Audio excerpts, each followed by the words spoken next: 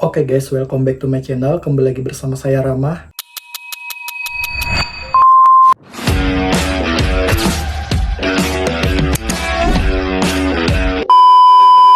Jadi aku dapat kiriman dari temanku. Dia tinggal di kota Banjarmasin. Sekarang dia baru lulus di salah satu universitas yang ada di kota Banjarmasin. Cerita ini bukan hanya dialami dia, tetapi dialami oleh orang tuanya, bahkan tetangganya pun juga mengalaminya.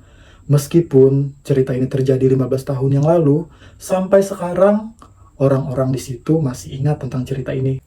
Ceritanya bermula pada saat 15 tahun yang lalu. Pada saat itu ayah dan ibunya ini sedang mengurus surat perceraian. Kebetulan pada saat itu ayahnya ini sedang tidak bekerja dan dia tinggal di rumah mertuanya.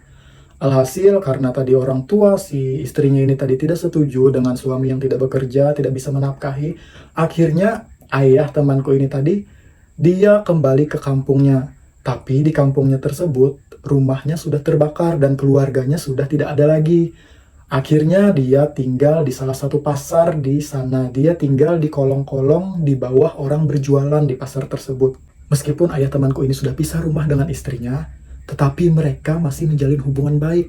Hampir setiap hari istrinya itu mengasih makanan ke pasar, ke tempat ayah temanku ini karena dia masih belum mendapatkan pekerjaan.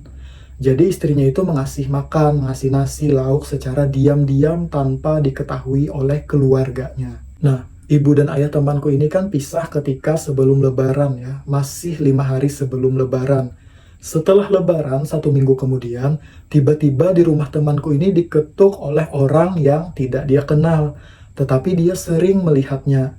Ternyata yang mengetuk pintu itu adalah saudara dari ayahnya. Temanku ini sudah lupa dengan wajah dari saudara ayahnya tersebut.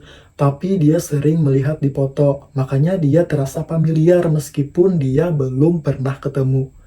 Kemudian setelah dia melihat orang tidak dikenal mengetuk pintunya, akhirnya dia datang menemui ibunya buat mengatakan bahwa di depan situ ada orang yang tidak dikenal mengetuk pintu.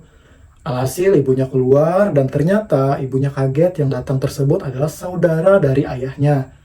Saudara dari ayahnya tersebut langsung mengatakan bahwa ayah temanku ini meninggal.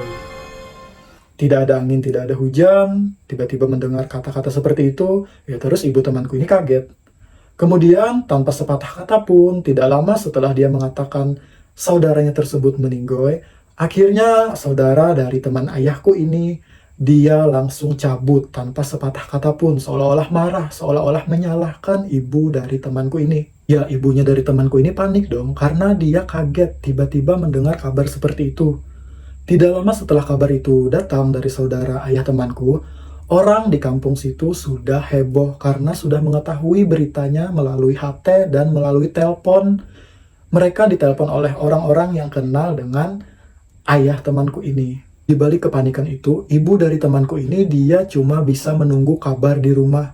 Soalnya dia tidak berani ke sana, takut disalahkan oleh keluarga suaminya.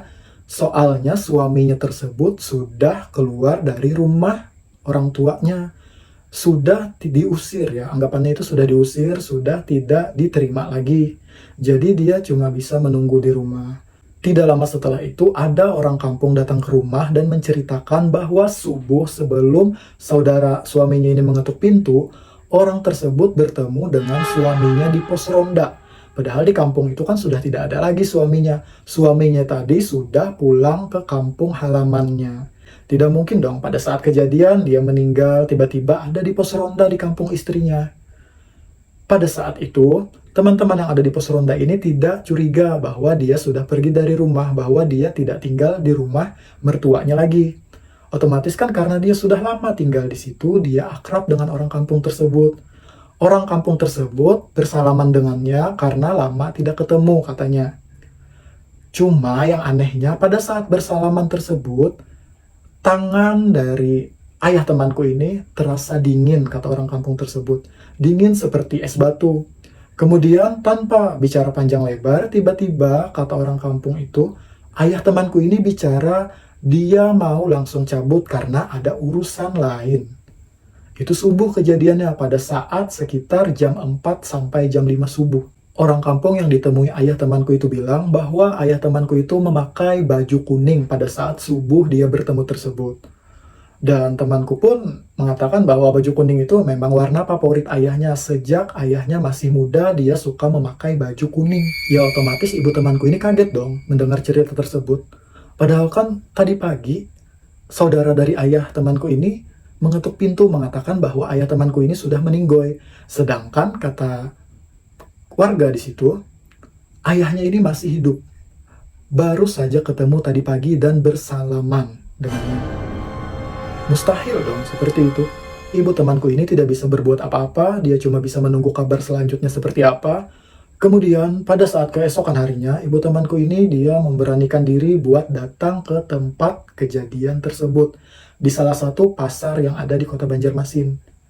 Kemudian dia di sana bertemu dengan beberapa polisi yang memeriksa tempat kejadian perkara dan dia juga bertanya kepada orang-orang yang ada di sekitar sana. Ternyata ayah temanku ini, dia meninggoy karena terbakar. Jadi mungkin dia malam itu ya menghidupkan obat nyamuk di kasurnya. Kemudian entah bagaimana obat nyamuk tersebut menyambar kasurnya tanpa dia sadari, atau dia itu lagi sakit atau gimana, pokoknya dia tidak sadar.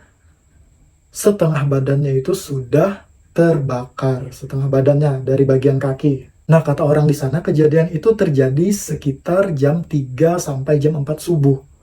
Otomatis kan kejadian itu sudah terjadi sebelum orang kampung tadi ketemu dengan ayah temanku. Sebelum orang kampung itu bersalaman dengan ayah temanku tersebut. Ya, jadi itu menjadi misteri sampai sekarang. Apa yang terjadi? Bagaimana mungkin orang yang sudah diperkirakan meninggoy pada saat jam 3 atau jam 4 itu, jam 5 itu ketemu dengan orang kampung, bersalaman, berjabat tangan. Aneh bukan? Ya apapun itu, semoga ayah temanku itu tenang di alam sana. Kemudian temanku bilang pada saat terakhirnya temanku itu tidak sempat melihat ayahnya untuk yang terakhir kali. Tidak sempat melihat jasad ayahnya. Sampai sekarang dia cuma bisa berziarah ke makam ayahnya. Oke guys, cukup sekian ceritaku kali ini. Bagi kalian yang ingin bercerita, silahkan kalian komen postingan ini atau kalian inbox aku langsung. Insya Allah nanti cerita kalian akan aku sampaikan juga seperti ini. Jangan lupa like, komen, dan subscribe channel ini supaya kedepannya aku lebih semangat lagi bikin video. Terima kasih, see you, and bye!